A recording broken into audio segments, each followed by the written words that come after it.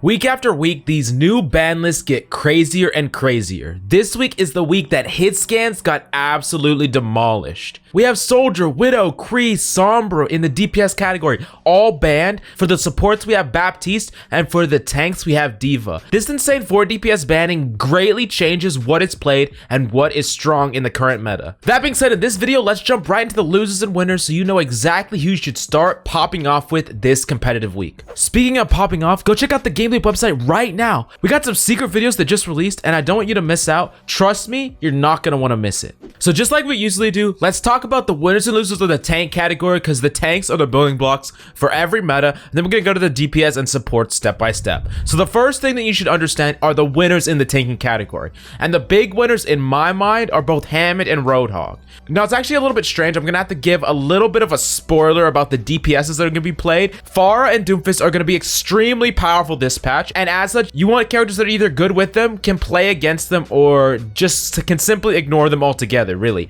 And Hammond is the best character to be playing with a Pharah. Hammond's also pretty good at it with the Doomfist. You can bait out cooldowns and things like that, but the traditional dive of a Hammond plus a Pharah Mercy is incredibly powerful, and you're gonna see Hammond on pretty much all of the Koth maps. You're gonna see him on tons of the 2CP maps as well. Hammond is probably gonna be a staple on tons of maps. You could play him in tons of different compositions as the linchpin of a dive. And for those of you who are insane in Hammond, Hammond is gonna be extremely powerful and almost unchecked as long as you have a Pharah with you. The only true 2 counters in my mind to Hammond are both Mei and Sombra. The thing is, in a Pharah dominated meta, Mei is simply going to get destroyed and zoned away by a Pharah, and at the same time, the other counter to Hammond, which is Sombra, is completely banned and off the table. So Hammond is just completely triple S tier tank. If you're a godly Hammond, now's your time to whip him out. He's just going to be able to do pretty much whatever he wants. If you're good with him, you're going to just hard carry so many games. And then Roadhog is also a winner. I'm not going to say he's going to be better than my still good category, but he's still a lot better than he was in the past patches. He's pretty good at dealing with things like Doom. He can deal with things like Hammond. He's pretty good against dive, doing his own thing, and he's not really threatened by a Pharah in any capacity, the same way like something like a Zarya is or an Orisa. And if you're gonna play Roadhog with the Hammond, you would almost play it like the past triple DPS Pharah Mercy comps of old, where Roadhog kind of goes and does his own thing. He's actually treated like a third DPS. That could be definitely a way you play Roadhog this patch. Now let's move on to the still good category, and keep in mind that still good tanks are actually, in my opinion, better than Roadhog, but they haven't really moved in ranking, so I'm not putting them in the winners category, even though they're pretty good still, is Ryan and Monkey. So Monkey, of course, is going to be the de facto best diver with Hammond, because you don't have Diva. Diva's banned. Diva brought a lot of utility to the table as well, but you can't play her anymore. So I'm guessing that Hammond Monkey is going to be the best for diving, but you're also going to see all kinds of alterations, like Hammond Ryan is fine. Hammond Roadhog, Hammond Ryan, those things are fine, but I think Hammond Monkey is going to be the best dive going forward. And then Ryan is going to be still good. You could play Ryan with a Roadhog, you could play Ryan with a Zarya, a Sigma. There's going to be a lot of different scenarios where you could definitely play a Ryan, but if you're going to be playing a Ryan, you almost always need an Ashe or an insanely good Hanzo, because you have to be able to threaten these Pharah Mercies that are going to be played. Pharah is almost uncontested. Think about all the hit scans that are in the game. I'm going to talk about this in a little bit in depth, but there's really only Ashe that could challenge a Pharah now, and you need tanks that could support her, and it's pretty much only Ryan. But if you don't have that, if you're playing a Ryan and you don't have anything that could threaten a Pharah, you're going to just be completely helpless against this Pharah. You don't have a Diva that can zone around. There's nothing you could personally do on Ryan, so it's going to be pretty rough unless you have good DPS that can help you. You could definitely be playing like a Hanzo and an Ashe or something like that, but really keep that in mind when playing Reinhardt, that you got to kind of understand what your DPS are playing, or else you might just become completely useless against the Pharah. Now let's move on to the role fillers, and this is Sigma and Zarya. Both of these characters are fine, and they both will probably be just played with Reinhardt. If you're playing Ryan, you can definitely play Sigma. Sigma can do a lot of pressure on Pharah, a little bit better at doing that. He can shut off lines of sight from things like a high ground Ashe or a high ground Hanzo, but he's definitely not as good at doing that job as Diva, but unfortunately Diva's off the ban list. He's kind of doing a budget Diva impression right now, but he's still not bad. I think you can get some value with him. And then Zarya, of course, is going to be pretty powerful. Ryan Zarya is definitely going to be the most proactive threat, but keep in mind, if you play a really brawly composition, something like Ryan Zarya, and you do not have something that can actively challenge a Pharah Mercy, you're going to get destroyed if they have one. I mean, the thing that's really important for you to understand is that Ryan Zarya is an absolute dog to Hammond. They can't do anything to Hammond. They don't have CC. And if you're playing something like an Ashe to challenge a Pharah, and you don't have another form of CC to stop the ball, like the triple threat of Pharah, Mercy, Hammond is the most powerful 3 characters right now, in my opinion. And Ryan Zarya just unfortunately pairs really poorly against against that. Now, there's no guarantee that people are going to be playing this every single round, and if they're not, Ryan Zarya is still proactively powerful, but really keep in mind, if the enemy is playing that 3 combo and you're just getting destroyed over and over again, that's why. You just don't have that much counterplay. You play an Ashe completely gets shut down by Hammond and pressured, and then you need some sort of CC to stop the ball. You can't play Sombra. You might be playing Mei, but Mei gets shut down by a Pharah. It's really difficult, in my opinion, to justify playing Ryan Zarya on the maps that favor Hammond. But for the select maps that really favor Ryan Zarya and it's hard to run a Pharah on,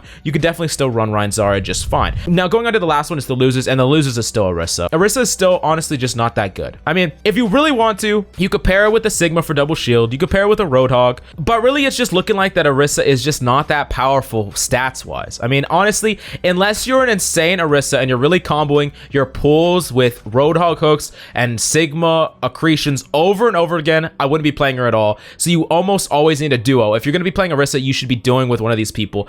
But if you're doing that, you might want to just be doing a different sort of duo. I mean, Ham and Monkey would probably be a better duo to run, or even Ham and Pharah Mercy as a better trio to run. There's a lot of different factors that you could do. But anyways, let's move on to the DPS category. I already talked about it a little bit, but let's talk about the 3 big winners in the DPS category so that you know exactly what you need to play. So we already talked about the 3 winners right now, but let's really go over them again. Pharah, Doomfist, Ashe. So we already know why Pharah is good. There's no Widowmaker, no Soldier, no McCree. There's not that many characters that can contest her besides an Ashe. And Pharah can definitely still have counterplay against Ashe. I mean, Ashe, unless she has a pocket, can't really one-shot you in the head. And Pharah's can be pocketed. Pharah can play really safe. Coach Gun, Dynamite, none of these things affect Pharah. This is going to be a really interesting matchup. This is much more balanced than something like a Widow versus Pharah. And the enemy can never run double hit scan in a way that will just oppress you altogether. Then we're talking about another winner, which of course is Ashe. I mean, Ashe is going to see a lot of play simply due to the fact that Widow, one of her biggest counters, is off the table. And then on top of that, she is the only thing that can contest a Pharah. So if you're a hit scan player, you pretty much have no choice unless you want to do something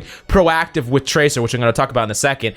If you're a hit scan player, you need to be contesting the Pharah, and Ashe is pretty much your only option at this point. And then lastly, the final winner is Doomfist. You don't have a Sombra that can stop you. You don't have a McCree that can stun you. Doomfist is incredibly powerful this patch, but he's not very good against the Pharah, so that's an interesting interaction that I'll talk about in a second. But let's rotate on to the next sections, and then we'll talk about it all together. So let's talk about the still good, and the still good is, so Hanzo's extremely good. If you're good enough to threaten Pharahs, you could probably just one-trick Hanzo this patch. He's insanely powerful. He has no diva to contest him. He can still contest Ashes extremely well. He's just free SR right now, and he's very powerful all around. I mean, Hanzo's a character that has very little weaknesses compared to every other DPS. If you're good with Hanzo, just play Hanzo right now. This patch is fine with him. Like I said, you're gonna need to be able to challenge Pharahs. If I have to give you one tip, a trick to play with Hanzo, is aim for them about leg level. It allows you to hit them far more consistently. 2 body shots will typically kill them even if they have a pocket, but if you have a pocket on Hanzo, it makes it way easier. So maybe Hanzo's still worth pocketing, even if you think intuitively that Ashe is what you want to be pocketing.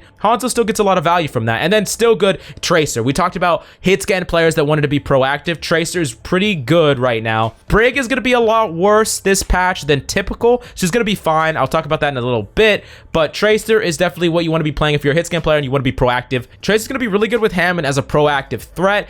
Tracer's going to be really good with playing Pharah, so imagine a team composition built around Pharah, Mercy, Hammond, Tracer is going to be really powerful altogether. You know, Pharah spams and Tracer and Hammond both engaged together, you can get a lot of free kills and it can snowball over and over again. Very powerful, still good as well. Then we have to move on to our big losers, and unfortunately it's Reaper and Mei. I mean, I think these characters are still playable, but you have to understand that they're not going to be very good against what is going to be really dominant right now. Mei is not going to get a lot of value if people are just running around with dive all the time, especially if they're playing something like Wrecking Ball and Pharah at the same time. It's going to be pretty hard for her to get value. I'm not saying you can't get value, but it might be map dependent, and there's going to be a lot of Koth maps that you can't play Mei on at all. And then Reaper's going to be okay, but the problem is he has no game against Pharah. He's decent against the tanks that are being run, but I think that there's just better picks all around than Reaper right now. I mean, you probably just want to be playing something like Tracer or Doomfist instead of Reaper if you're going to go that route.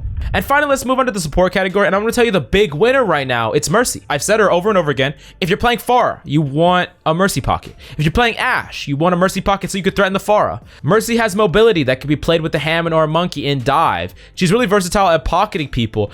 Mercy players, this is your week to shine. Find a Pharah duo, find an Ashe duo, and pocket the hell out of them. Just pocket them and let them be more impactful. Just enable them immensely well. Playing Mercy and enabling these DPS can be one of the best ways that you help your your team actually get kills and have high impact. So really don't be afraid to whip out Mercy, and if you're a Mercy player, definitely go play on the ladder right now. So moving on to the still good category, we have Ana, Brig, and Lucio. Ana's gonna be really good. She's good in dive, she's good with Ryan, she's good in every single situation if you have the skill level required. It's the same thing as pretty much every single other week. Brig is gonna be fine against and with certain compositions. You gotta keep in mind that she doesn't really have that much game against something like Pharah, and she's difficult to play against characters that really zone her out like Ashe, but she's good against Hammond, she's good against Monkey, she's good against Doom, and she can enable Doomfist as well as they go in with armor pack. She's gonna find uses. I don't think that she is as good as she was last week or the week before, but she's not bad. I wouldn't call her bad by any means. I think she's still good. And then Lucio, of course, is gonna be great. Lucio is always great. You could definitely play Mercy Lucio, Mercy Ana. Lucio is definitely gonna be really, really powerful, but keep in mind, if you're playing Lucio with your Mercy, you're gonna be going and making proactive plays and probably peeling far less. You're gonna be probably healing your team and going in with them in a dive, but you're not gonna need to peel for the Mercy because she's gonna have the Pharah. She's gonna be able to fly with the Pharah and kind of be safe. But if you have a Ashe that's being pocketed, you probably need to peel for them if they get dove by something like a Hammond or something like that to keep them alive, because that is your win condition. Getting the Ashe to actually threaten the Pharah is the win condition for the fight. Then we're going to talk about the last support on the list that's not banned, because Baptiste is. It's Mora, and Mora's just fine. I'm not going to call her a loser. I don't think there's any losers for the support category right now. I think that if you're better, you should just be playing Ana, and if you're really getting pressured, Brig is probably the best. But if you're comfortable with Mora, you're getting pressured, but you need that oomph of heals. Like if you're playing a Ryan composition, your team is playing a Ryan Zarya composition, and your other support is playing like a Lucio, and you want a character that can enable your Ryan but not get dove, then Mora is pretty much your only pick going there, because you can't play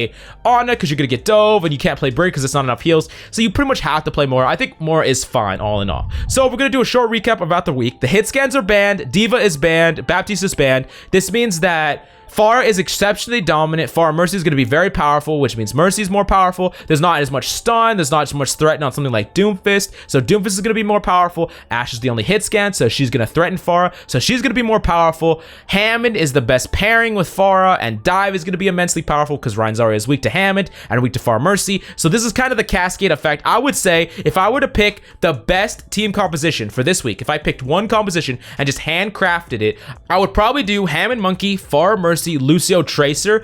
But keep in mind that I think that the Tracer could be swapped out for a Doomfist, and keep in mind that I think that the Lucio could probably be swapped out for an Ana. There's a lot of different alterations you could do there. You could even run like an Ana and a Genji if you really wanted to on a dive composition, if that's what you wanted to do. There's a lot of different alterations, but you see the core I'm going for is just the burst damage of Hammond diving in with Pharah spam is just really powerful, and it's going to be probably the best this patch. So definitely abuse it. Go practice your Pharah 1v1s in the practice room, and practice all your super jumps with Mercy, practice all your power drives with Hammond, and you're gonna do great this meta patch.